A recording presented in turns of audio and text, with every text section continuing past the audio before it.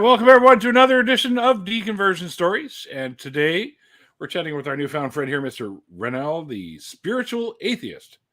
And my first question, by the way, guys, all of Renel's links are down below. You can follow him around on YouTube and on TikTok. I suggest TikTok because he's got much more followers there, and I think you actually do more with that than you do with the YouTube channel currently. I do. So, which I want to find out if you do have plans for the YouTube channel, like something other than maybe your little TikTok shorts that you're throwing up there. But what I first want to know is when you say spiritual atheist, what does that mean? Well, I'm an atheist because I don't deify anything. So gods like literally don't exist in my world. Also, I don't accept supernatural claims. I don't believe that there's anything other than the natural observable world, the reasoned world. So I don't subscribe to things like faith, for example, like believing things without evidence. The reason why I'm spiritual is because I place value on what's inside of a person and not what's outside of a person. So people who would place value on the outside or the appearance would be called materialistic. So spirituality is just the opposite of materialistic. I'm sorry, Doorknob Head says I deify Mikey. That deserves an otter, is what that deserves. Yeah. That's so funny. Okay, sorry about that. We didn't mean to interrupt you there. No worries. No, I like it. That's interesting though. That's good though. Because Neil was saying something the other day because we were talking about music, and he said like, certain stuff's got more soul. I was like, souls. But I think soul kind of means something different, like especially in like a musical content. So spiritual might mean something different, especially as opposed to like caring about people as humans and as far as a humanist goes. Yeah.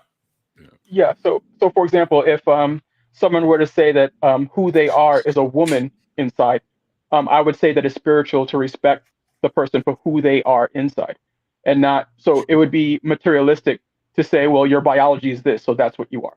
That would be materialistic and not valuing what's on the inside. So as a spiritual person or as a spiritual teacher, I just teach about those things: love, caring, valuing what's on the inside, valuing more meaningful things and less materialistic things, cars, money, hoes, that kind of stuff would be the opposite of what. But I love cars, money, and hoes. Yeah, well, they have practical. They all have practical uses. But valuing material things more than their practical use is what I would call materialism. Okay, yeah, I would agree with that. And I just noticed something just underneath your name here. Mm-hmm. AtheaHealing.com? Yes, that's .org. Yes. Athea is a philosophy that I've developed around this idea of spirituality. So what I am is a spiritual teacher. And so I teach people how to find love within themselves, how to find fulfillment. I think that a lot of atheists, at least from my experience, are lacking in these areas. They leave religion and they leave, God, and then they're kind of like lost in the sauce. Like I don't think a lot of atheists realize that you can have a strong, quote unquote, spiritual, fulfilling life without God and without religion. And so, like, I try to provide that for people. Try to provide a community of that with my organization, AtheaHealing.org. Awesome, that's really cool. I like that. Thank you. Do you find that you're like actually helping people? Do you get like notes from people saying, "Wow, everything you've taught me has perked me up or lifted me"? Or how's your Yelp? Yelp? Yeah. I just got started, and I've only helped like close family members, people like around me, and so now I've actually set out to start an organization of people who are about what's on the inside, and also I also think that and of course this is my opinion, but I think that atheists could use a devil, and I think what at least I preach is that devil is materialism, treating people like objects. That is the quote unquote devil, or that's the quote unquote evil, if there wasn't ever an evil. Materialism, over consuming and depleting the earth of its resources, that would be considered evil, if there was ever a meaningful definition of the word. Sure. So yeah. I think we're all kind of a little bit guilty of that to some degree, though. Not me. So am I. I mean, I have to fight my own materialism all the time, but it's a struggle, but it's a struggle worth having because in life there is a such thing as fulfillment. These people who are in these religions, whether you believe in Jesus or Muhammad or whatever it is they believe in, they are experiencing something profound and something unique. And what I'm saying is that any human being could experience that profound feeling without a deity. Anyone could experience that without religion, because it's within us to have it. So, like, just because you're an atheist doesn't mean you have to live, an unfulfilled life or a life without meaning and purpose. Like, you could still like create meaning and purpose for yourself, and Of course. that's pretty much what I help people do. Yeah. Yeah, of course. There's many things in my life that create meaning for me, and I create my purpose based on that sort of thing. So, Yeah. I totally get that. So, tell us a little bit. What were your former beliefs? Like, were you ever involved in any religious belief, and kind of how you sort of found your way out of there? I guess, like, sort of realizing specific things and how you've freed yourself from that and ended up where you are now. So I was born into this world of Jehovah's Witness. Yeah, man. like very, very strong one. Like I went to what's called, they don't call it church, they call it Kingdom Hall. Yep. And I would go 3 times a week. I was there. Wait. What days was it? It was Tuesdays, Thursdays, and Sundays. Damn. Can't do nothing. That's half the good days. Yeah, it sucks. But anyway, I really believed in the Bible, like 100%. I thought I had a good understanding of it, and around the age of 13, I also used to go around preaching the Bible because Jehovah's Witnesses believe that you have to, evangelize and go door to door and stuff like that, preaching, the good word or whatever. And so I came in contact with this African priest who had many gods, and I remember telling him, well, look, what you're doing with these many gods. Second. Is he freezing for you too? No. Who freezing? Me?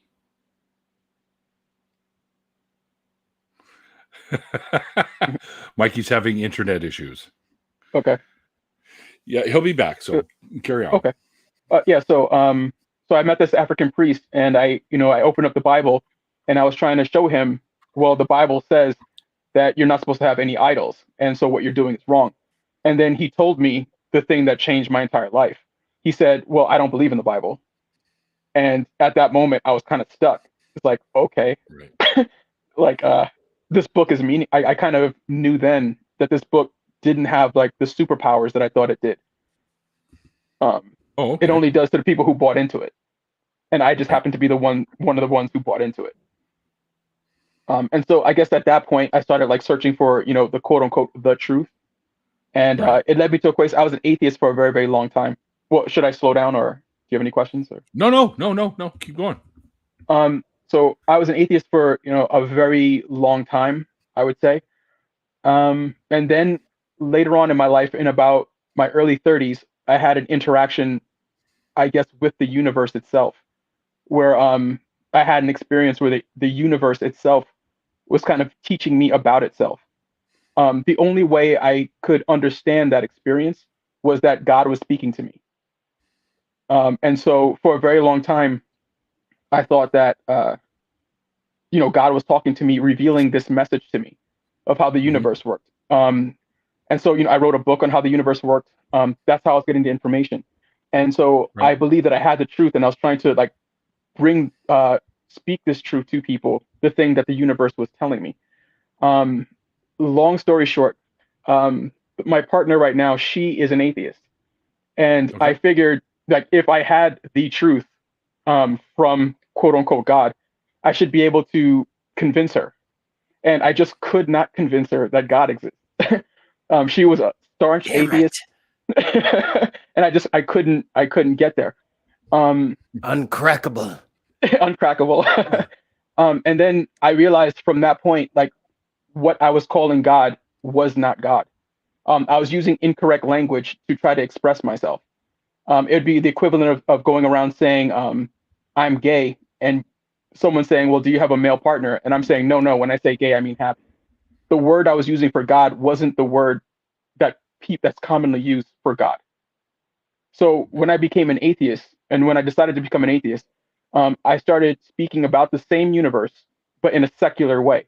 And so now my message is coherent, because I don't use religious terminology anymore. I use purely secular language to express what my claims are about how the universe works. Right. And so now I'm an atheist. You think she has some influence on that? Oh, she had plenty of influence. Yes, absolutely. And now we're in total agreement about how we see reality is working. Oh, okay. That's a good Yeah. start. That's a good start. Yeah. I mean, because if one person's thinking we're going to live for eternity, and the other Mhm. person not so much, it can be a weird dynamic. Well, yeah, no. Yes. Well, despite the fact that I'm an atheist, I still do believe, like factually, that your awareness does not die, because nothing in the universe dies. So that'd be one of my claims about the universe. The universe itself is infinite, and everything in it is infinite, including your awareness. So just like all the atoms don't go away, your awareness doesn't go away. Get it? Your awareness. Yeah. How? So let's say you pass away. Yeah. How does your awareness survive that? I'm still grieving, Neil. Jeez, give me a second. Just met the guy. Now he's Well, gone. my awareness, my awareness survived death before I was born. So that's how it survives it. So before my awareness survived quote unquote not existing before I was born. So awareness survives not existing in the way that you mean it. That's how I came into being. Your awareness survived before you were born. Well, my awareness came into existence in the way that you mean it, from non-existence in the way that you mean it. So my awareness survives non-existence because it was non-existent before it was aware. So it can survive non-existence. It just did, because I wasn't aware before I was aware. You get it? Sure, but what's the point of that? Oh no, I was just commenting on that. If your awareness isn't aware, how would you even know that? Well, my awareness is also not aware when I'm asleep. If someone's in a coma for 20 years, their awareness is not aware of that time. That whole 20 years goes by instantly. So my awareness is not always aware, but it exists like everything else in the universe. Nothing in the universe dies. Nothing that exists goes into non-existence. Just like correct, it just changes form. Exactly, and nothing comes out of non-existence. So my awareness always existed some way, somehow. Well, what awareness is just another feature of the universe. There's nothing special about it. It's just another feature, like the sun, the atoms. Like none of these things ever die. Like nothing ever dies. I think awareness isn't the correct word, because awareness means you are aware of the state you're in, and which means like consciousness is what gives us our awareness, and that all comes from the mind. So if there's no mind, there's no consciousness.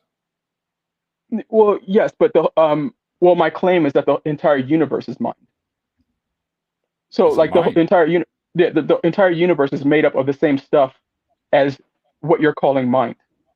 Oh, of course. So, yeah. Every atom inside your brain came from an exploded star. Yeah. Right. So not mine. Clearly, brown dwarf. Oh, sorry. Okay. Well, it's still a star, buddy. As far as we know, the day-to-day life is fully understood by physics. Like day-to-day things are fully understood. I wouldn't say that. Well, I wouldn't say that's fully understood by physics. Well, I mean, if it was fully understood by physics, the only subject would be physics. The fact that there are different subjects means that physics can't address biology, for example. Physics can't address chemistry, for example. Physics and chemistry absolutely do mix.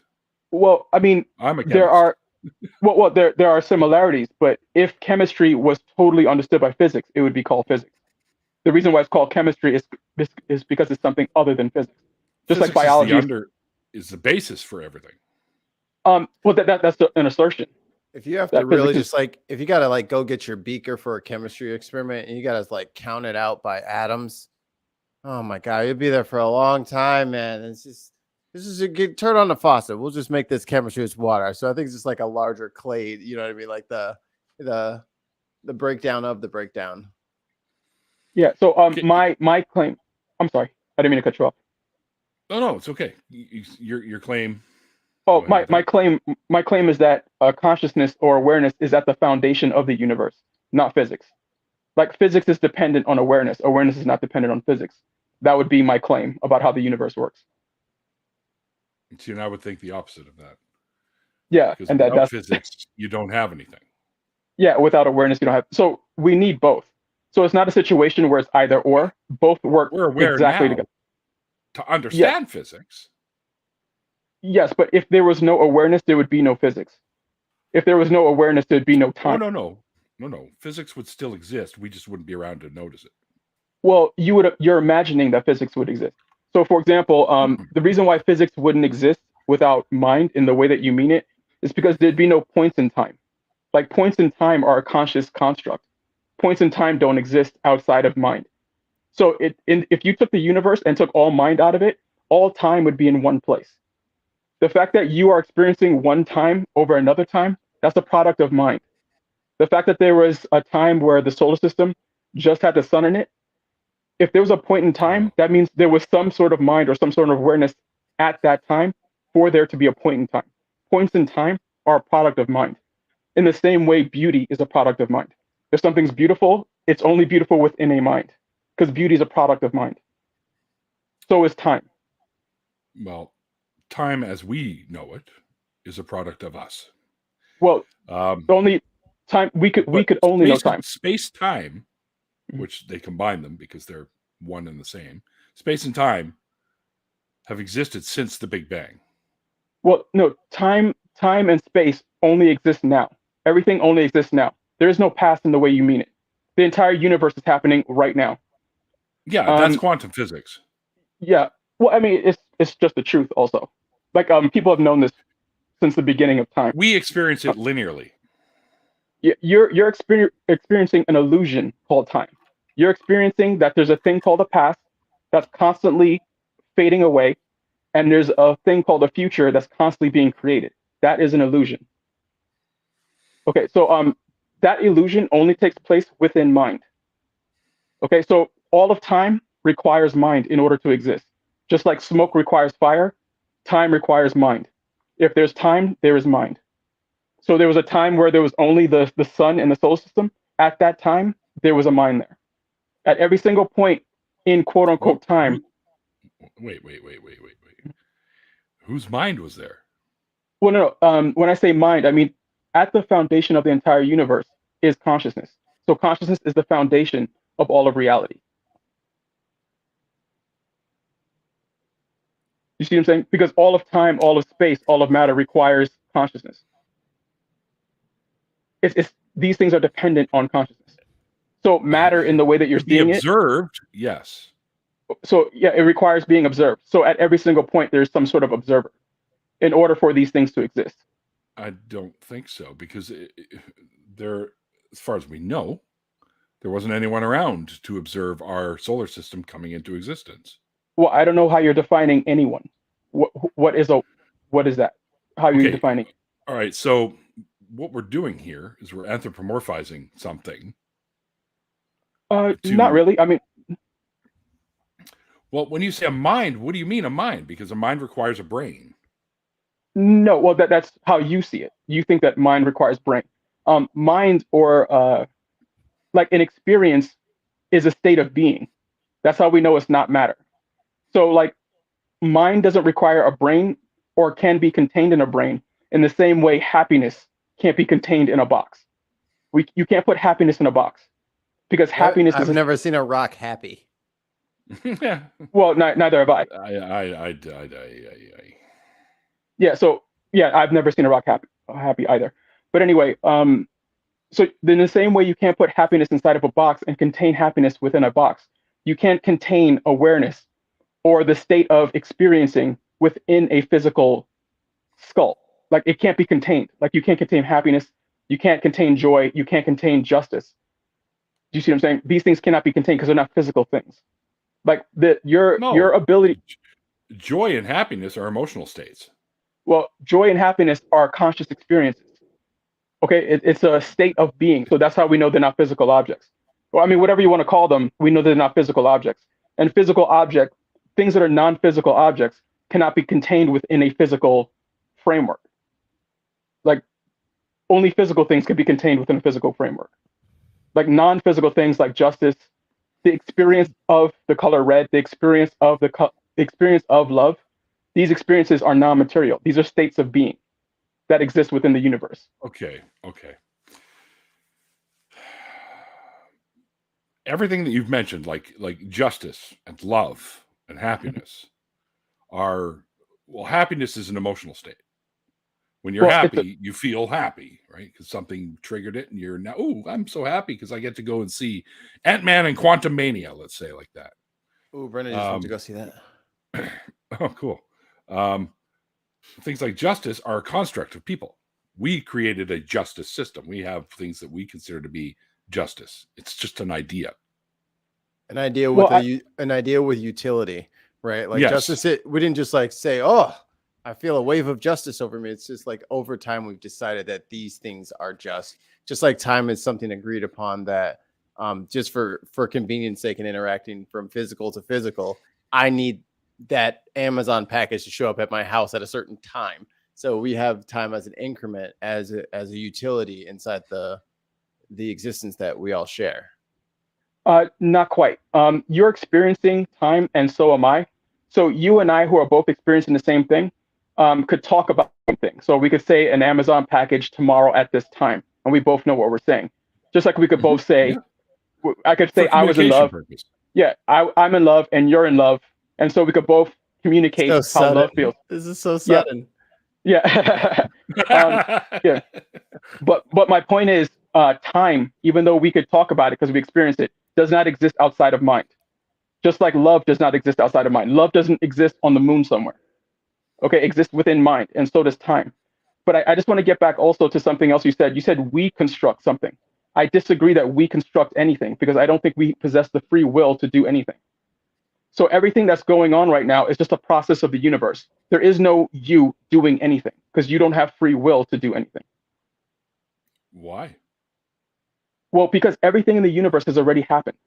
Like everything that will happen, it already is. Everything determinism. These are just facts. The reason why we know this is true for a fact is because nothing does not exist. So the future is not nothing until you make the decisions that create it. Okay, the future exists, the past exists, the present exists, all these things exist. Nothing turns into nothing and nothing comes from nothing. You get it? So so you don't have the free will to make the choice to create justice. Do you see what I'm saying? Like these are processes of the universe. The universe has created this thing called justice, just like somehow the universe has created the sun, the universe has created justice, the universe has created love, the universe has created poetry. There is no you with the free will to do anything.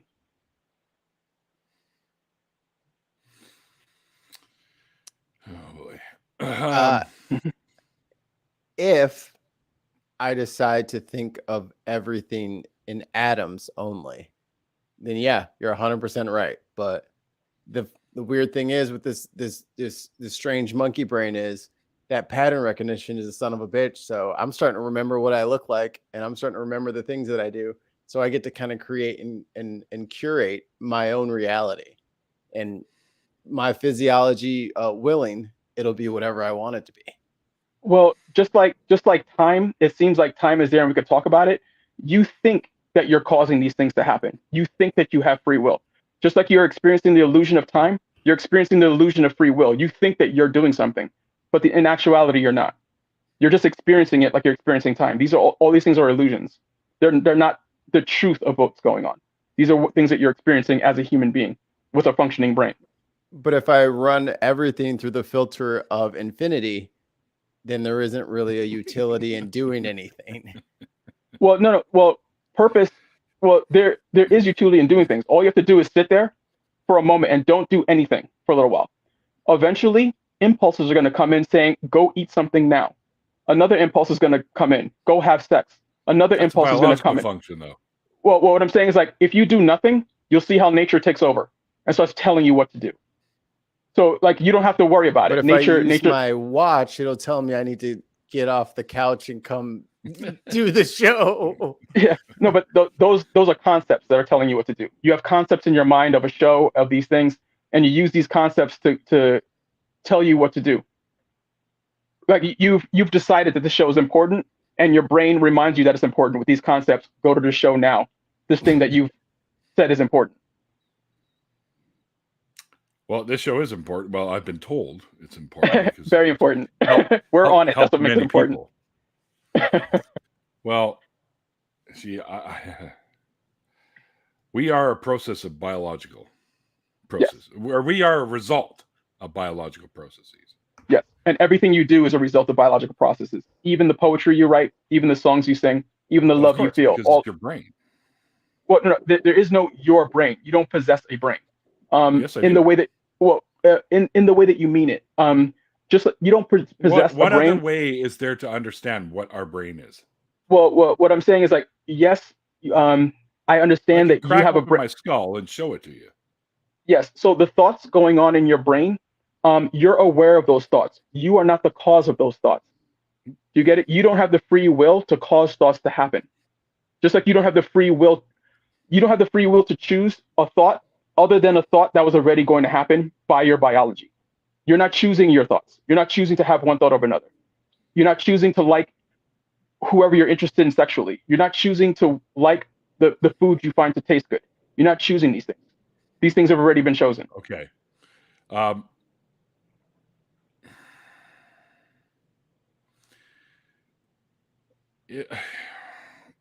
This sounds to me like it's nothing but what's the right phrase I'm trying to look for here? This almost sounds like I'm starting to feel a little Deepak Chopra kind of going on here. It's just the truth. I mean, if you could, so I don't know what that means, Deepak Chopra. Deepak Chopra likes to speak a lot like you're speaking now, and he uses like quantum physics type stuff. And I've never said the word quantum physics. No, I didn't say you did. Yeah. I'm just trying to explain who this guy is. Like, look him up. He's a little bit on the. He says things that sound meaningful, but really aren't. Okay. Well, what have I said that sounds meaningful? It's not. Well, I don't. In order. So what have I said that's false, or what have I said that is sounds meaningful but is actually not meaningful? I'm still trying to absorb all of this. I agree with you. We don't choose things. I've always said we don't choose things we believe. For one thing, we're either convinced of something or we're not. Absolutely. Right. So we're on the same page. You're saying just as much unmeaningful things as I am, and you're Deepak Chopra also, because we agree. This is what I'm saying. Actually, does have meaning because that's just the way it is. We don't choose things. We're convinced or we're not, right? So we're totally agree. On that point, yes, of course. But I don't see. Oh boy.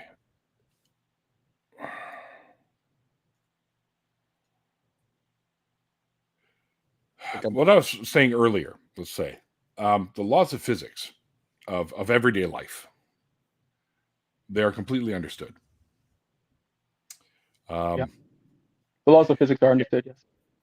And everything happens within the realm of possibility. I don't know what you mean by that. That sounds a little woo-woo. There's only one possibility. I'm sorry. There's only one possibility, and that is what is happening. That is the only possibility. What is? there's no other possibility than what is. Sure, but it doesn't. We don't have to say it like that. Okay. Like what I'm saying is things that happen. Obviously, if something is happening, it's possible. But things that happen within the realm of the laws of physics. So it almost sounds like you believe a little bit in some form of an afterlife. So what I believe in is the truth. If you could show me where I've gone wrong in anything I've said, I'd be happy to change. But you're telling me what it sounds like, but you're not telling me what have I said that's wrong. I haven't agreed with like any of your language this entire time, but it doesn't matter if you agree. It doesn't matter if you agree. What matters is what is true or not. You asked me, so I answered. Okay.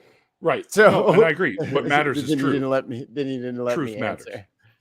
My apologies. But I say the afterlife part because you're saying you had awareness before you were born and you have awareness afterwards. And to me, that sounds like some kind of a life outside of our physical existence. Yeah, but that's the equivalent of me saying evolution sounds like this religion. So evolution is stupid because evolution just sounds like this other thing. So therefore, I'm going to throw the whole thing out because it sounds like this whole other thing. So I can't. I'm not trying to throw anything out. I'm trying to more or less understand more what you're talking about. Like when you say that you have awareness before you're born and awareness after you're born. Awareness is something that is a product of being alive. Oh, well, awareness. It's a product of your mind. Yeah, I agree. Right? It is a product. Okay. It is one and the same as mind. It's like all the same thing, like my awareness in my mind.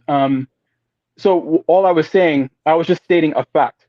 And the fact that I was stating is nothing in the universe turns into nothingness, including your awareness. Oh, of course. Your awareness is just another thing in the universe, like the sun, like anything else, that does not die. Nothing in the universe that exists turns into non-existence. So your awareness does not turn into non-existence. At any point, does your awareness turn into non-existence? Like nothing turns into non-existence in the universe. Okay. Yeah. And that's just a fact. Your awareness doesn't continue to be awareness after you die. Well, how do you know that? Because no one has ever recorded anything like that, ever. Well, I've recorded something like that. I mean, I was dead before I was alive. Before I was born, I was dead. Well, you weren't dead because you have to be alive to be dead. So well, you didn't exist, then you came into existence, then you died and went back to non-existence. Yeah, so I came from non-existence and I'm going to non-existence. So I came from non-existence. If I go into non-existence, I'm not worried about it because that's where I came from. No, I'm just going back. But we're skipping a big step where you came from. Yeah, your parents. You're not going to be aware of any of that. Yeah, you're not going to be conscious of that. You're no longer alive, and you weren't conscious of you didn't exist until you existed beforehand. Yeah, and I wasn't aware of a lot of time when I fell asleep last night. So a lot of that time I was like out of existence, where time just like sped by. Yeah, actually, and I was completely. Aware. I'm sorry. Your body is aware while you sleep. Well, there's brain activity going on, but I wasn't aware of the time that elapsed. So in my awareness, like seconds had gone by, but in actual outside time, like hours went by. So I mean, so even during that, I mean, so my awareness goes in and out of being aware all the time. So I'm not really worried about it. Well, your consciousness. My conscience goes in and out of awareness all the time. Yeah. Okay. Are you always aware when you're conscious? Well, to be conscious means to be aware. If I'm unconscious, then I'm unaware. So I was unconscious last night when I was sleeping. I was totally dead. Okay, hold on. You can be conscious and be completely unaware of things. Yeah, I've been really drunk you can before. Be walking down the street on your phone and walk into a pole. Well, no. Well, you're conscious of your phone. You're just not conscious of the pole that was in front of you. So you are aware of the phone, but you're unaware of your surroundings. But the way I'm using the word, unless you guys have a different meaning of the word, the way I'm using the word to be conscious means to be aware. So someone who is unconscious is unaware. Okay. See, and I disagree with that. Unconscious is unaware because your body is actually aware. Right. Like you can feel things while you're sleeping. Your mind is still going. Right. So if I'm asleep and I'm unconscious and somebody holds a match to my finger, I can feel that and it's going to wake me up. Yes. So what you're describing is the subconscious. So you have a conscious and a subconscious. So there's a lot of things going on in my mind that I'm totally unaware of. So I do agree with you all the that time. there's So with the definition you're using, then yes, I totally agree that there's a part of you that's the subconscious. There's a part of you that's conscious. So the subconscious is always aware. Well, I don't think it's always aware. I mean, it wasn't aware before this body was born. Like this body came into being, and this conscious, that subconscious kind of came into being as the brain developed. I mean, that's what the evidence shows, at least from my perspective. If you guys have different information, then I'd be happy to hear it. But that's how I see the subconscious as a product of the brain. Okay, well, as like a thinking brain. I'm sorry. Consciousness at the very basic level is basically a series of atoms and electrons, which essentially give us our mind. So I can't totally disagree with that, because consciousness and atoms, in the way you're describing it, work hand in hand. They cannot exist without one another. So it's like intertwined. All I'm saying is that at the core of the universe, at the foundation of the universe, is awareness. Okay, and the reason why I'm saying that is because there were points in time before human beings existed. There were points in time before the Earth was there. If there were points in time, there had to be an awareness, or points in time cannot exist. No. So there didn't have to be an awareness. Well, so points in time can only exist within mind, because it's a mind construct. So that would be kind of like our saying, version of it is our mind construct of what time is. Yes. So what I'm talking about is not what I'm. So what I'm talking about, the truth about time, is not what I'm experiencing. So it's not my definition. I'm not like making it up. We know that all of this is true because nothing does not exist. So the universe is infinite. If the universe is infinite, all of time, can you really know that? Can you know that? We don't know that the universe is infinite. Well, I know for a fact that the universe is infinite. Can you know that? Can you know that nothing exists? Well, what's like? Can answer one Nothing question? doesn't exist, because even if you go right down to the basic level, there's still quantum foam. Exactly. And so I think Neil just answered the question. How do I know? We do have things that pop in and out of existence. No, not from nothing. Yes, we do. They're called virtual particles. Yes, no. I know it seems that way, but it cannot happen in the way that you mean it.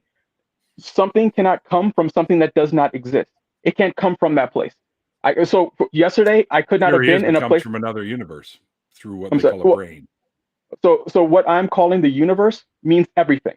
Every single thing in existence is the universe. That's the cosmos. Okay, so we could call it cosmos then. Or I'm talking about the cosmos right now. In the cosmos, nothing comes out of nothing. Okay, I didn't come from a place that didn't exist. Okay, and something that doesn't exist can't cause me to do it. I'm sorry? So we know that we can't come from something that doesn't exist, right? So, awesome. So the word nothing came from your means, mom. Your mom existed. Exactly. So what the word nothing means, non-existence. So nothing comes from the word I'm calling. Okay, so if you're calling, label we've given to something where we have this vision of nothing being absent of anything. Exactly, absent of anything. So if you're using a different definition where nothing means a little bit of something, then yeah, I mean, something could come from nothing, which is a little bit of something, but it can't come from the absolute nothingness, the total nothingness. I think nothing becomes something. I think a lot of the nothing is being replaced with unknown or unknowable. Like, because I think that's the weird thing, right? Is because this isn't testable. So all of it is testable. So in place of a camera recording every. Go ahead. So in place of a camera being able to record the data that everybody's looking for, with the unknowable first act, it was either nothing or something, and no one knows. And here we are right now, still trying to figure out if there was something or wasn't something, and you can't know it. It's what unknowable. Are you referring to, Mikey? Like the beginning of the universe, the beginning of our universe? Yes, it's unknowable. One of the things we can go far back as Planck time, which is literally like a trillionth of a second after the event. Right. And what we believe has happened is we went from a non-vacuum state to a vacuum state. And that caused an inconceivably dense particle to expand. And then everything just sort of, within like the trillionth of a second, we had this shit matter everywhere. And it was basically hydrogen and helium at the beginning, and then other molecules started to come out of things that formed from those, and then we get heavier elements as they go further and further. But I think Neil and I are in agreement that that the universe. I don't want to put words in your mouth at all, but that the universe always existed. Are we? That's what I our claim. Particular universe. No, I don't believe it always existed. Well, not our. I mean, something always existed. Start point. I'm sorry. We see a start point. We know there was a starting point because we have the cosmic microwave background. Okay, so if there was a starting point, there must have been an end point. That's how something starts, by something else ending. Okay, something can't start unless something else ends. Okay, that's so what I'm saying is, that's what a start means. A start means that something just ended. So when I started, the end of Justin, or excuse me, that was my first name. Whoops. The end of Renel not existing. That was the end of Renel not existing when I started to exist. When something starts, something else behind it ended. That's the only. That's just nonsensical. Honestly, that just sounds nonsensical to me. I know, but you're telling me how it sounds, but you're not telling me why it's wrong. So you guys are doing a lot of feelings and how things sound, but you're not saying specifically why it's wrong. Honestly, it's your bag, man. And like this is your episode about your deconversion. This is your thing. So we're here to talk about whatever you want to talk about. Ain't nobody trying to convince you off your platform or nothing like that. No, I'm just asking questions. So no. It's nothing antagonistic or anything like that. Nobody thinks you're a bad guy, and I don't want you to get the wrong idea. But it's just like it's like everything that starts has to have had a previous end. No. I didn't say that. What I said was every single start starts at an end. That's what a start is. It means that something ended. For something to start, something ended. Okay, when something starts, it not being there ended. So if the quote unquote universe started, the universe not being there ended. You get it? Something ended at a start. Okay. So the universe not being there ended when the universe started. That way. Well, yeah, that's what a start is. A start is the end of something. I don't necessarily agree with that, because just to say that not existing and then existing is an ending and a start, because that, to me, that's just like, what does that even mean? Well, and you don't really allow for multiple uses and definitions for things. Like, that's what a start is. That isn't what a start is. A start can be 60 different things if we go to Webster's. That's like saying, there's many different uses, but if I don't use the exact language that you like, then it's like I can't also agree or disagree because I'm not using it the way that is very directed in the way that you're using it. So I get what you're saying, but that's also not true in all cases. You're like, prove me wrong, and it's like the word "start" has more than one use. And it's that's not what I'm asking. So I just want to begin something. I am happy to use words in any way you guys want to use words. I am kind of like a spiritual teacher, so this is what I teach. So if I come off a little bit direct, it's for that reason. But I'm happy to use words in any way you guys would like to use a word. When I said you could disprove me that every single start is the end of something, all you have to do is mention one start where something didn't end. Okay, just mention one. Give me one example of a start that did not end something. It's a bad question. That's why it's hard to answer, because it's a bad question. Well, I have something. Okay, yeah, please. What ended when I started my car? The car not being on ended. You see what I'm saying? The car not being on. But that's just, to me, that just sounds like there's no utility. We're trying to make something out of nothing. I know, but the car went from off to on. So yeah, that's an ending and a beginning. Well, no, exactly. I started my car. Yeah, exactly. And the car not being on ended. That time, the car not being on ended. So every single start is the end. That has no meaning. But what is that? I don't know if that directly correlates to the starting of a car with the beginning of a universe. I don't know that I find those parallel. Well, we're using the congruent. term starting and ending, right? So Yeah. when I say there's a big button on my car that says start. So I push that button and it starts. So what you're claiming is that the universe started. So what I'm saying is, like, if you're claiming that the universe started, something must have ended, because every single start has an ending. That's why this applies. That's why we're using real world examples. The universe started. I claimed that the universe had a beginning. Okay, well then what I'm asking, so what I believe, or what I'm claiming, is that the universe is infinite, meaning there was always something. There was never not something. There are people that believe the universe is infinite, but so awesome. Most so I thought we agreed. Cosmologists believe, because of the evidence with the cosmic microwave background and other things, that this universe that we exist in had a start, had a beginning. I'm okay with that. An event that brought everything into existence. Well, but like, you and I are made up of atoms. Okay. Right? Atoms and molecules or whatever. Electrons, that kind of thing. So when we end, if you want to put it that way, the laws of the universe do not allow these particles to operate the same way.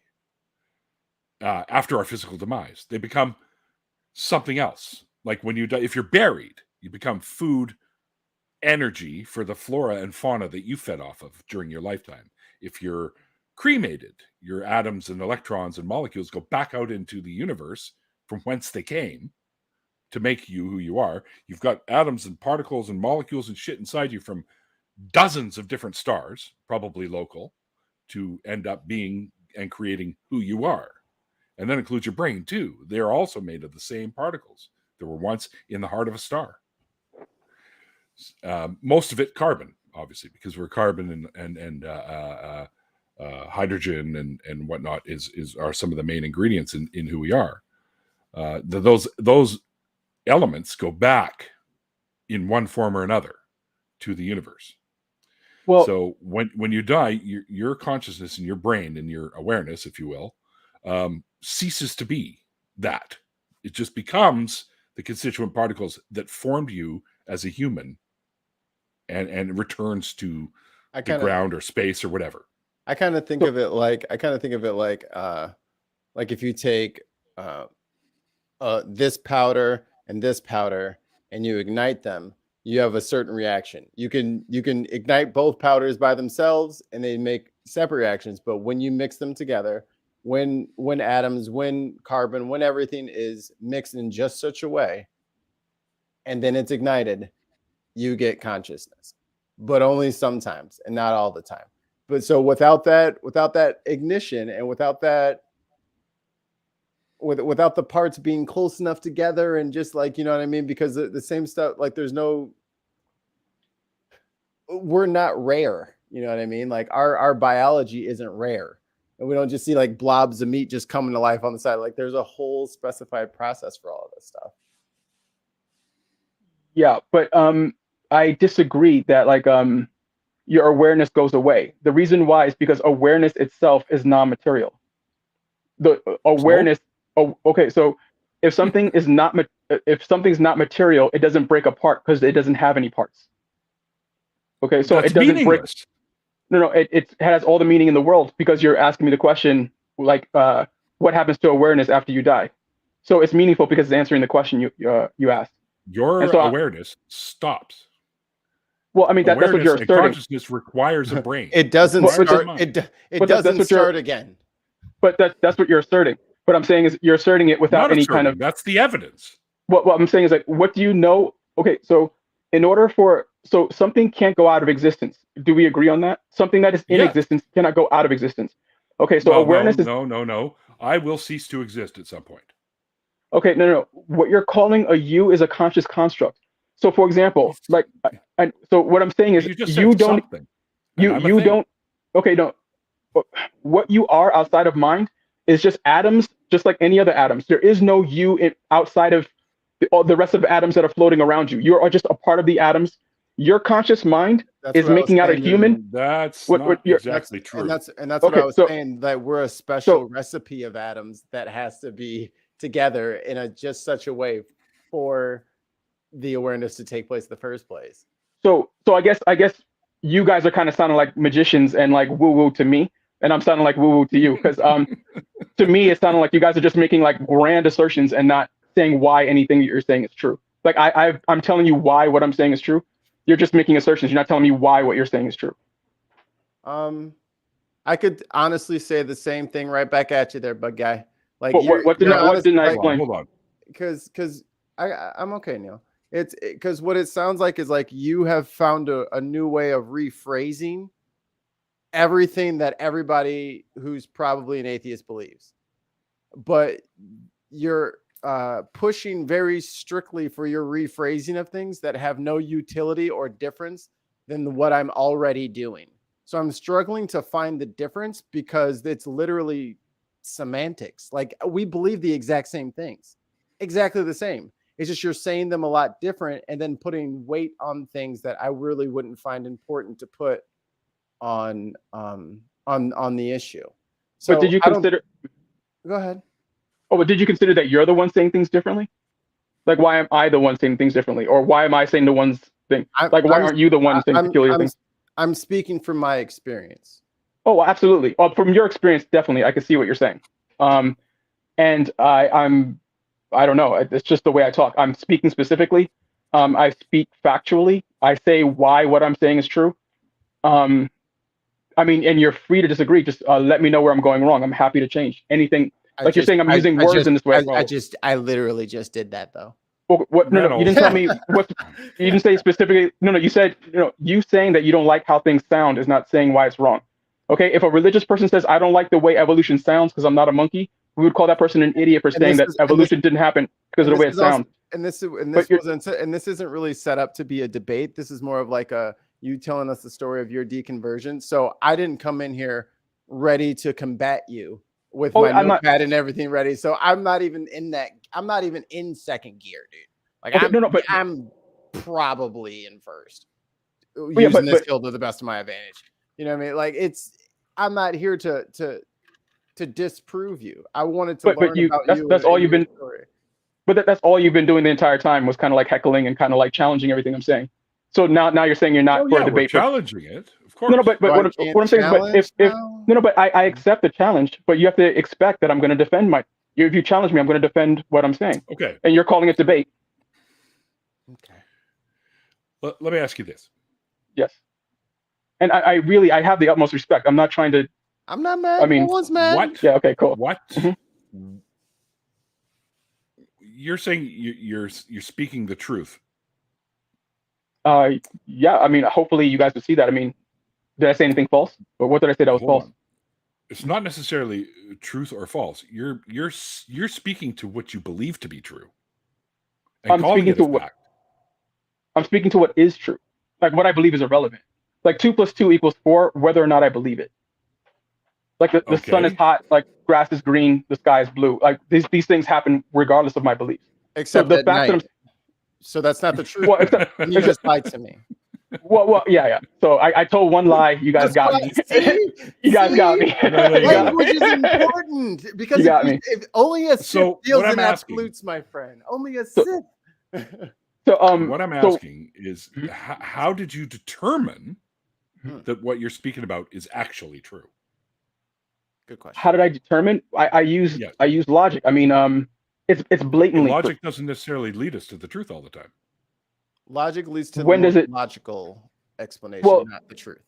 Okay, so the way I'm defining the word truth is the opposite of what is false.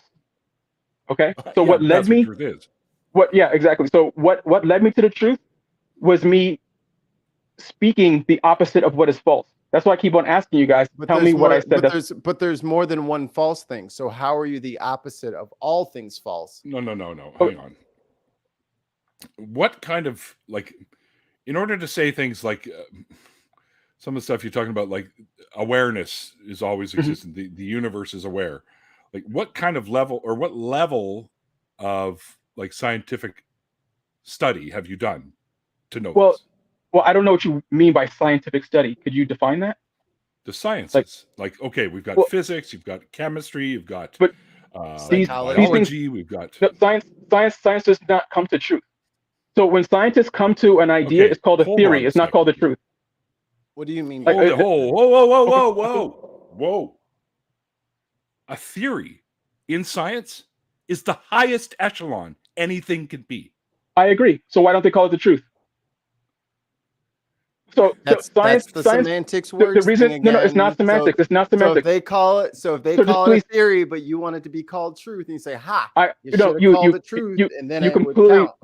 I need you to try to understand me a little bit more, because you don't understand me and you're commenting on things that I'm not saying. These are straw men. What I'm saying is I love science and I love the fact that they use theory. Let me grab the clip for you. Don't worry about it, big guy. Oh yes. And I love the fact that I love the fact that they use theory. Okay. The reason why they use theory is because what they're saying is if more evidence comes along, we would have to change our theory. And okay. they do So science, when that exactly. evidence comes. And that's why I love science, for that reason. But what I'm doing is making truth claims. Science does not make truth claims. So I wouldn't go to science to make truth claims. Claim. No. What I'm saying is like it is the truth. Yes, it is a claim that I'm making because it's coming out of my mouth, so it's a claim. But it is still the truth that exists outside of me. Something is either true or it isn't. There's no, Absolutely. you don't get my truth and all that stuff, right? We know that. Absolutely. Science is a method to unravel true things that we see and come to know that, okay, so we know gravity exists because we can experiment and we can drop something and mass attracts mass, et cetera, et cetera. Mm-hmm. So, okay, so that's a truth that we know. We know that certain bacteria can harm people because we finally discovered, microscopic worlds, and we can understand how these things can infect us and make us sick. That's a truth we know. Knowledge is demonstrable. So when science uses whatever knowledge we have to demonstrate why we think this is true or why we understand that it is true. So we know that the ellipses of the planets around the sun are what they are due to multiple forces, and we have seen it, and we can predict things using these methods. We can do all kinds of things. Science is a method of finding the truth. Highest echelon anything could be. Okay, I agree. So why don't they call it the truth? That's it. What are you? Yeah, you're playing the clip. You wanted to show something? I did. It was you saying exactly what you just said you didn't say. Okay. Show me doing that, please. I'd like to see it. I'll rewind it. What are you supposedly showing? Holy crap, we're almost at an hour here. Anything could be. A theory in science is the highest echelon anything could be. I agree. So why don't they call it the truth? So what are you saying that I said that I didn't? Like, what is the contradiction? I said that you were using semantics, and you said you weren't, and then you said you didn't say that, and that I should pay more attention. I said I didn't say what. What was it that I said I didn't say? Is this what you mean by that time thing where we're gonna get like stuck trying to recall what you just said, and then it's like always happening but never happened? And but what I think what might be happening is that you're not understanding me, and so you're kind of like going at me in these incorrect ways. So because you're not quite understanding what I'm saying or the point I'm trying to make. Well, the truth, so as we know truth to be, is demonstrable. Yeah.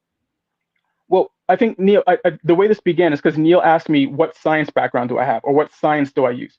And so what I was trying to tell Neil is that I don't use science in the way that he means it. Science is trying to get to the highest probability of the highest explanatory probability for phenomenon. Okay. Yes. Science is not making truth claims in the way that I'm making it. Exactly. So I have an understanding of what science is, and I know that I'm not doing that right now.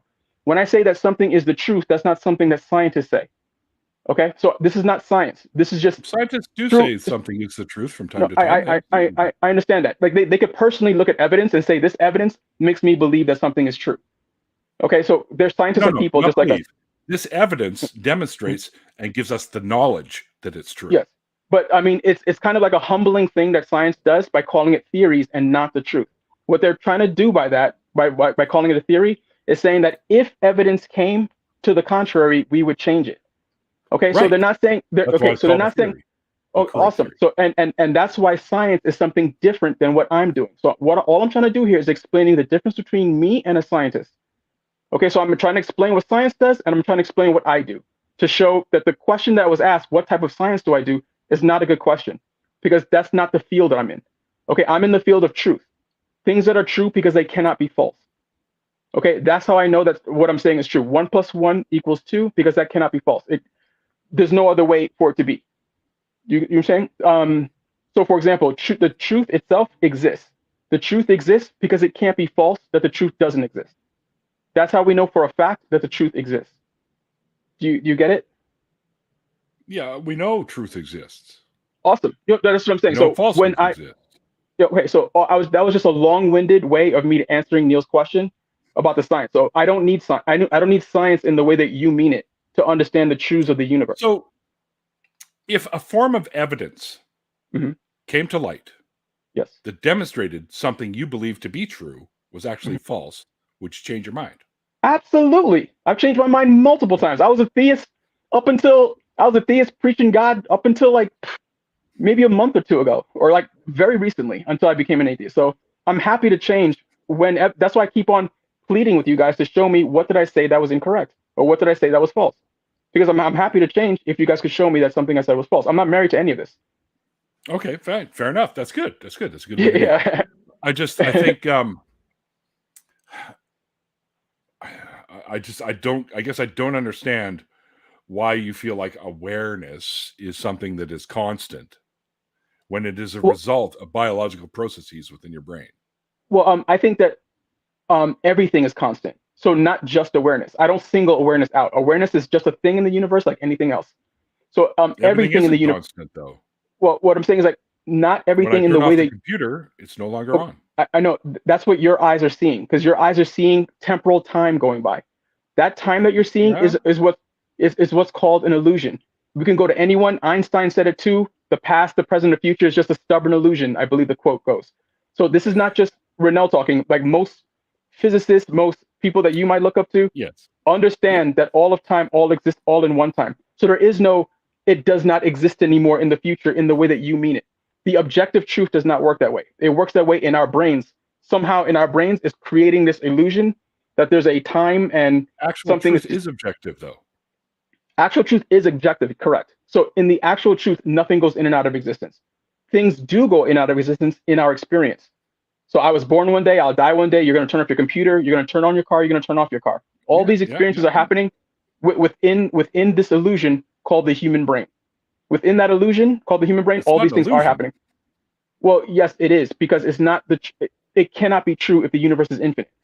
Nothing could come in and out of existence in an infinite universe. We don't know that the universe is infinite. We know for a fact the universe is infinite.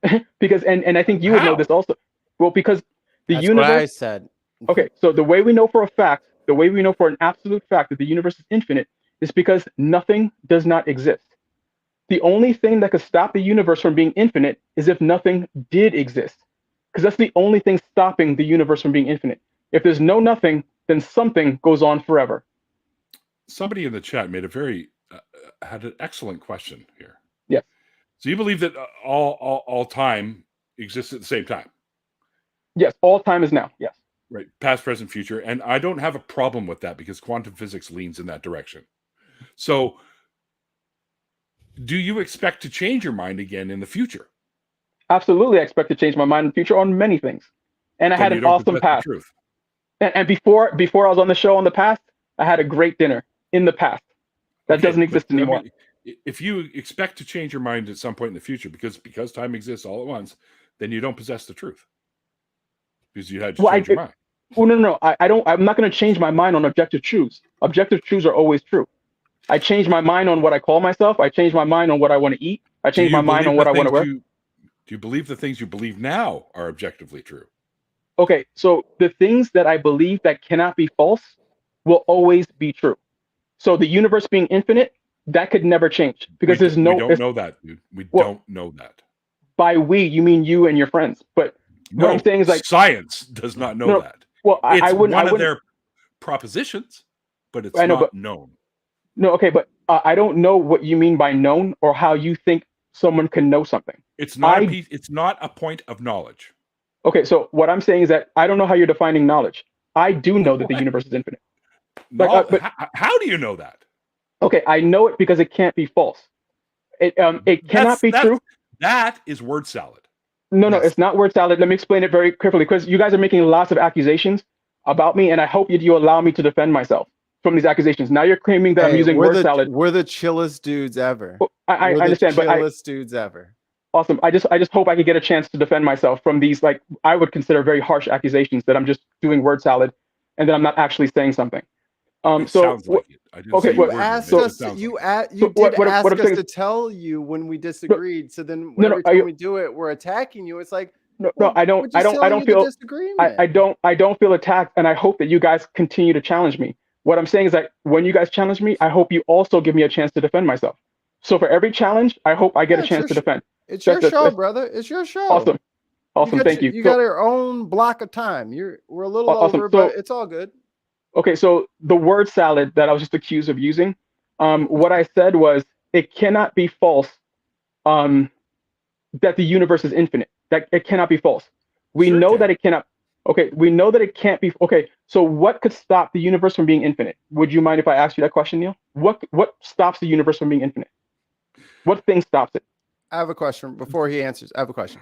So if he doesn't know the answer, is any conclusion that he can come up with right? Well, if he doesn't know the answer, then he's just making it up. So, for example, if I said that wasn't the question. If he doesn't know, or is there any way that his answer could be right? No.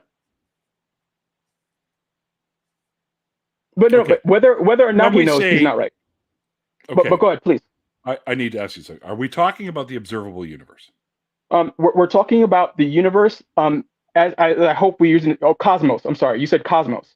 Cosmos is everything. Is the term we're talking about that goes beyond the observable universe. Awesome. So I hope you guys see that I'm trying to use your language as well. However you guys want to use language, I'm happy to use it. So I'll use the word cosmos from now on. It's not my language. This is what science has come up with. Or whatever language is comfortable in this setting. I don't mind using any kind of language. So the cosmos is everything in existence. Okay, everything in existence can't be stopped by anything except nothing.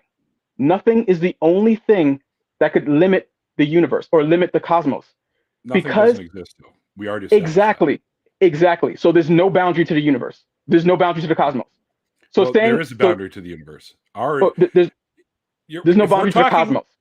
Okay, if we're talking our observable universe, which is all we can see right now, so we don't even know what's beyond that. Hang on. The observable universe is finite. We know this to be a fact. Okay? No, it's 46 billion light years. So it is across, apparently. So, okay,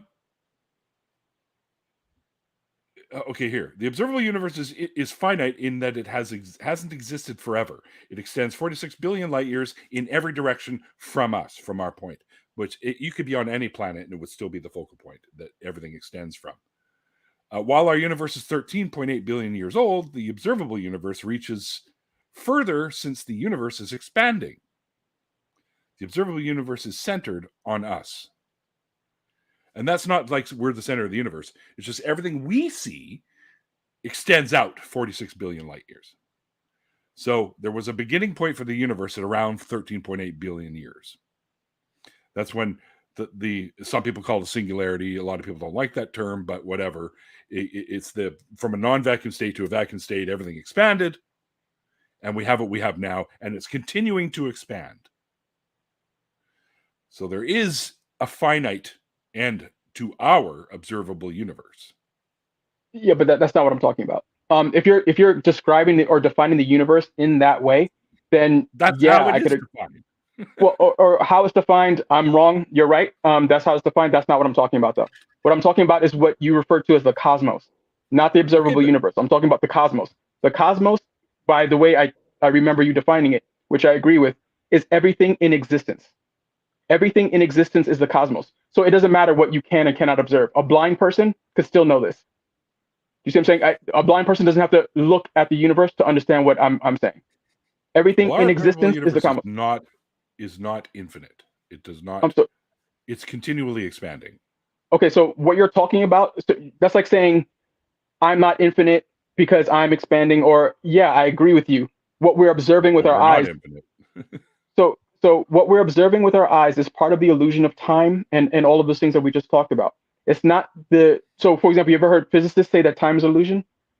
Okay, because they understand that what you're experiencing as time doesn't exist out there. It exists in your mind. Okay? Time is still a thing. It's not an illusion. Time is not a thing, it's a place. We experience it in a linear fashion. Mm-hmm. But so it's not what I'm saying is, okay, it is an illusion that there's something called the past that's disappearing every single second, and that there's something called the future that's entering into existence every second. That is an illusion. That is not actually happening. In the same way that your free will, you also believe that you have free will. That's also an illusion. Okay, so we do know that things are illusions. I disagree with that. So you do think that we have free will? That we could go against a form of free will, for sure.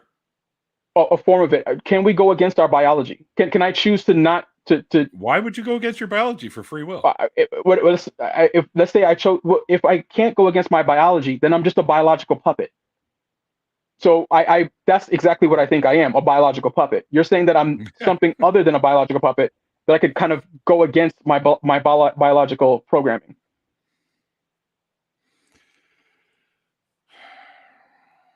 I don't think free will applies to how you're using it. Eating and free will, I don't know that those are directly linked, and I don't think anyone would casually use that as the parlance to display something like free will. Deciding what to eat is different than I eat. I'm making the decision that breath is no longer necessary for me. Like, no one decides that because there is no utility in it. There's no practicality to trying to override your body's need to breathe air or override your body. Like, there's nothing to be gained by harming yourself in that sense. So the reason why it doesn't happen is because it doesn't help. And usually life likes to take the most energy efficient way around town, and starving yourself is a horrible way of feeding yourself. Okay. So people usually just feed themselves first. So what I would say is that we have the same level of free will as a robot or AI. If you guys have a definition, I totally disagree with that. If you guys have a definition of free will, that says that AI is making decisions, therefore it has free will because it makes decisions. Like I make decisions, then I guess free will exists. AI is still a program, so it's following a program to make those decisions. I'm following a program. I'm following we are sort of doing the same thing. I think we're completely doing the same thing. I'm completely following my genetic programming. But I'm still just making decisions. Well, yes, you're experiencing making decisions, just like I'm experiencing time. So what we're experiencing, and life is an experience. So in that experience of life, I'm making decisions. Do I turn left here? Do I turn right here? I'm going to turn right here because I think we're supposed to go in that direction. That's me engaging my free will. Okay, so there are two things happening here. There's one reality, which is the reality that takes place within your mind, where you're making decisions, where there's prettiness, where there's beauty, where there's ugly, where there's smelly, where there's things that smell good. Those things don't exist in the objective world. There's no objective beauty, even though it exists in your mind. Like if beauty, beauty, justice, brain and in a things vat like that. Shit. I don't know what you mean by brain in a vat. Crap. I don't know what brain in a vat means nothing exists. We're just a mind in a vat. No, and everything we experience is all in here.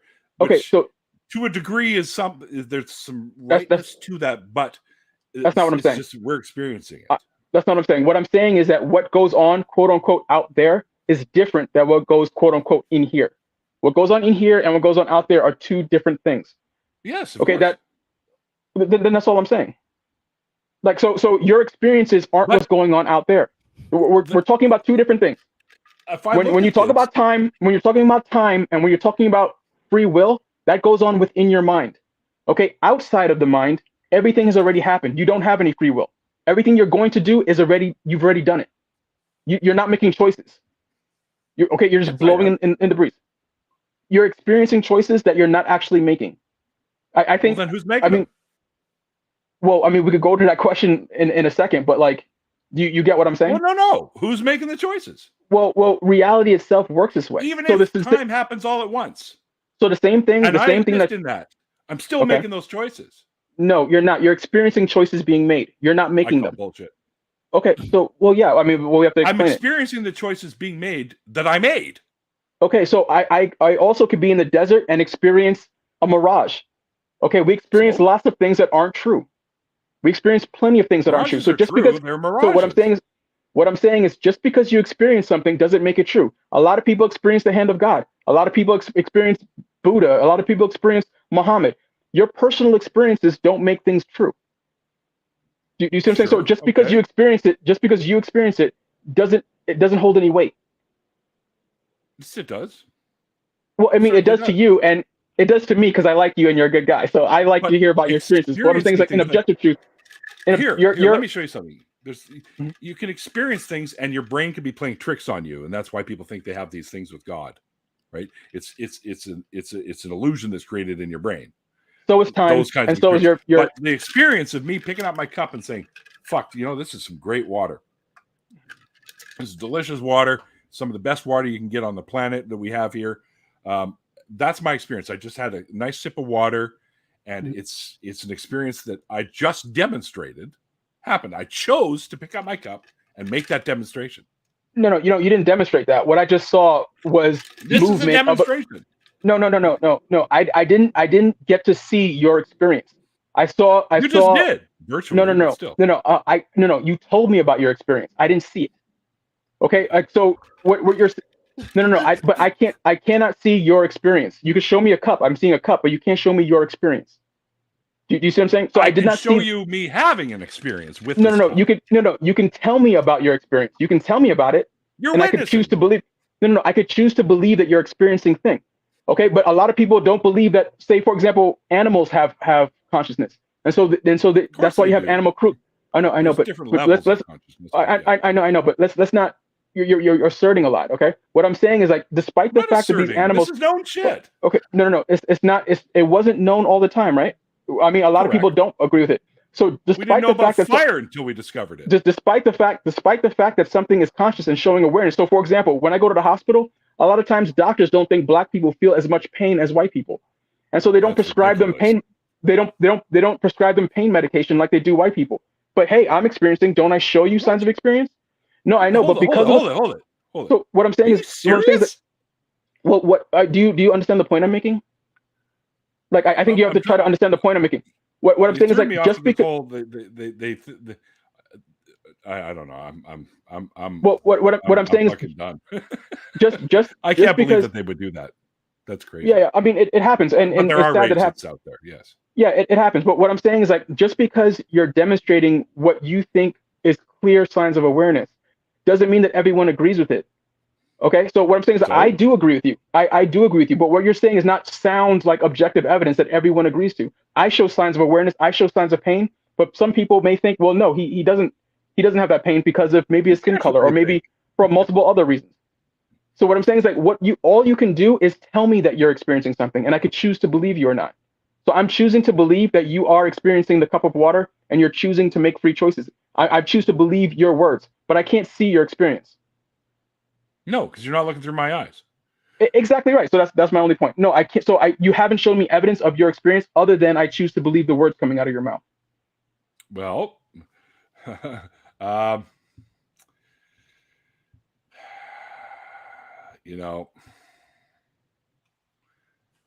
this just.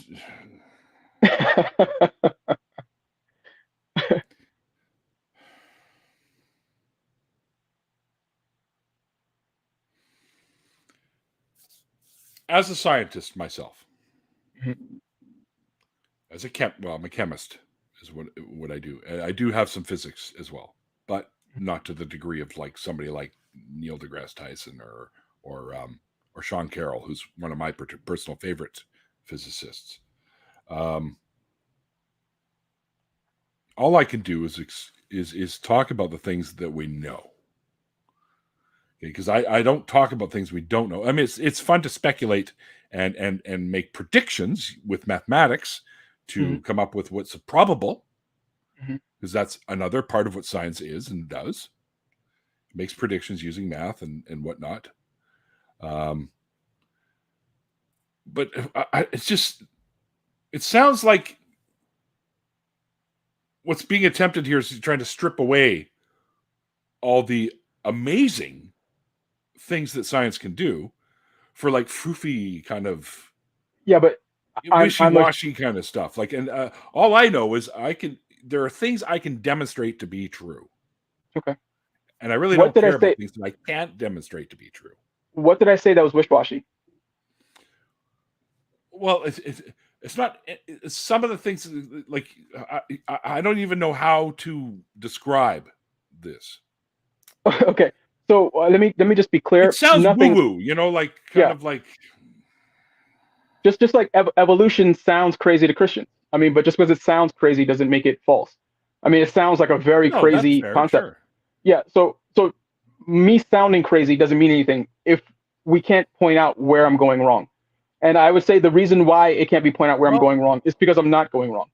And when it comes to science, I think one of the things that a lot of the atheist community has to do is stop demonizing anyone who speaks outside of science.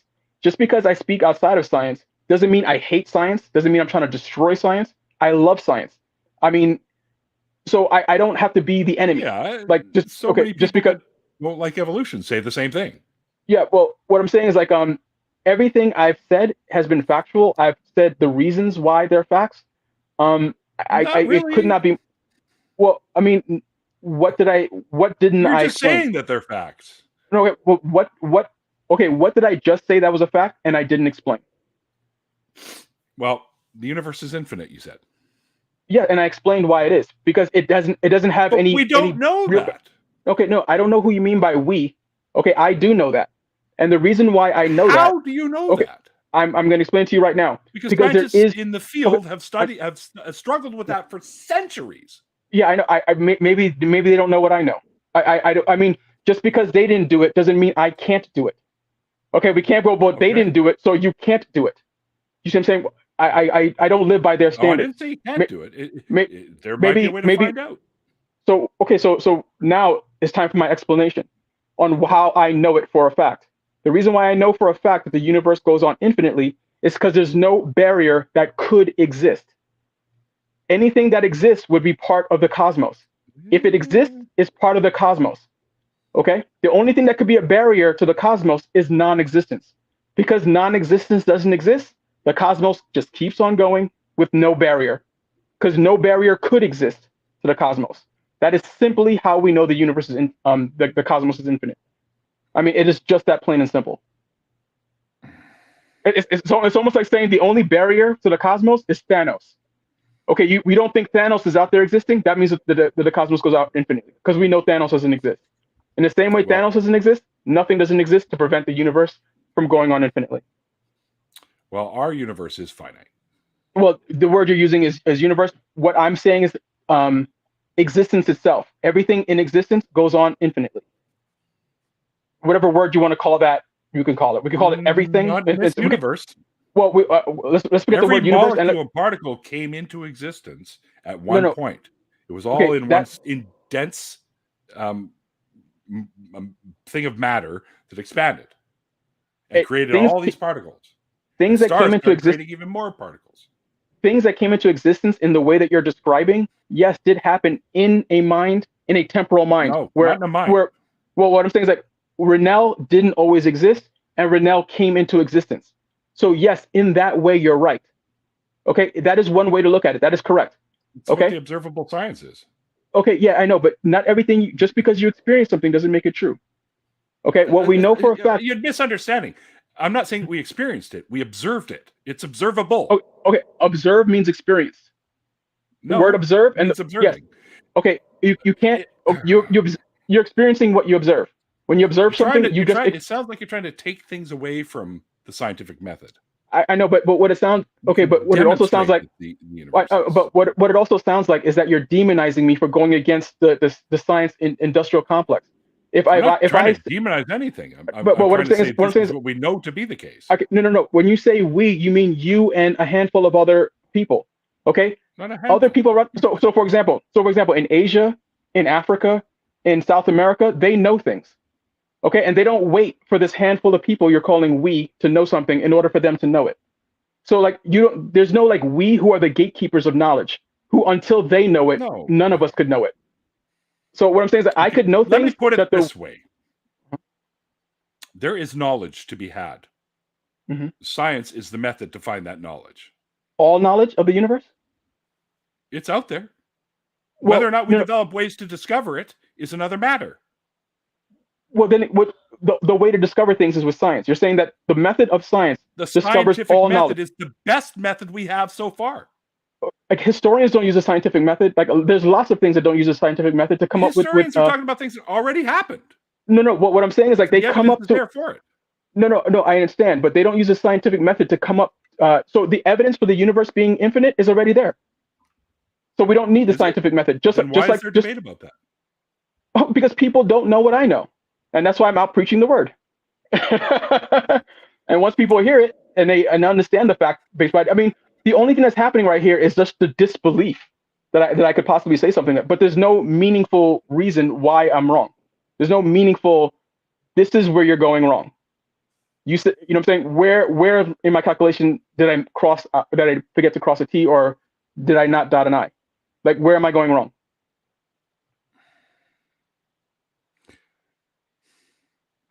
Yes. You're making, There's no utility in the distinction. And the distinction between what? How you talk and how we talk, how you're describing everything that everyone already thinks, but you're twisting the words to give it purpose and to anthropomorphize things and to find patterns where there are no patterns.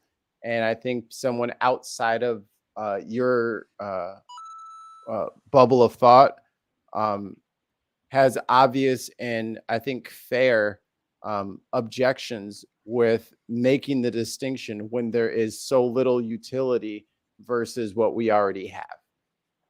So just to be clear, that is a very harsh accusation, and I'm happy to accept it. And I don't think you're attacking me at all. And I appreciate the. I just want to know how harsh that is, because you're accusing me of being deceitful and trying to manipulate words no. for some. We're not accusing you of being deceitful. Not true. Not true. Okay. Not true. Okay. So I don't think you're being deceitful. You said twisted words. I'm twisting words, or I'm like somehow manipulating words, or trying to manipulate somehow. The way that you like to communicate and you frame the way that you view the same phenomenon that we all talked about, the birth of the cosmos. We're all talking about the same thing. Yes. I'm not saying that there's one thing that's different and one's because as far as I'm concerned, until we know what nothing is, until we know what the universe is expanding to, these are unknowable things. And that's what I said, like, I don't know, ages ago. That's what I'm saying. Currently I was like, it's unknowable. That's what I'm saying. It's like it's unknowable, right? Like no one was there. No, and you can't, and even and You don't have to be there, though. And Renel, even to your point, even if somebody was there, them relaying that conversation back and forth is not the experience. It's a telling of that experience, right? So either way, we're now at the utility function of it, where I feel like it's not necessary to divide on certain things based on language. If the overall general consensus and aperture is good and goodliness and well-being for other humans, because at the end of the day, someone can tell me about anything quantum physics and tell me that this is going to happen, this is going to. At the end of the day, I don't care, because I have to eat. At the end of the day, I have to take care of my community. My wife is pregnant. At the end of the day, that has to stop being. I have to get out of the theoretical. I have to get out of the grander scale things, and I got to take care of this right here. You know what I mean? So that's more or less where I like to rest my head. Okay. Go ahead, Neil. Okay. And sorry, I One final reset my thing. router. I don't know what's going on with my internet today. We got storms here. Yeah, you guys have like that snowstorm you're dealing with. Yeah. Michael, Renel, it's been interesting. I'll tell you that for sure. Thank you for having me. For the record, historians do use science, by the way. archaeology, everyone uses science anthropology. depending on how. I use science depending on how you use it. I mean, I methodically study this. I mean, I could be wrong. I put my ideas out there to get peer reviewed. Like, you know, like, I mean, I'm here That's to be good. critiqued. That's Yeah, good. I'm here to be critiqued. Like, where, you know, so As long as you're open to that, that's always good. But absolutely. we've gone an hour and a half, and this is unheard of on the show. So Very unheard of. You broke the mold.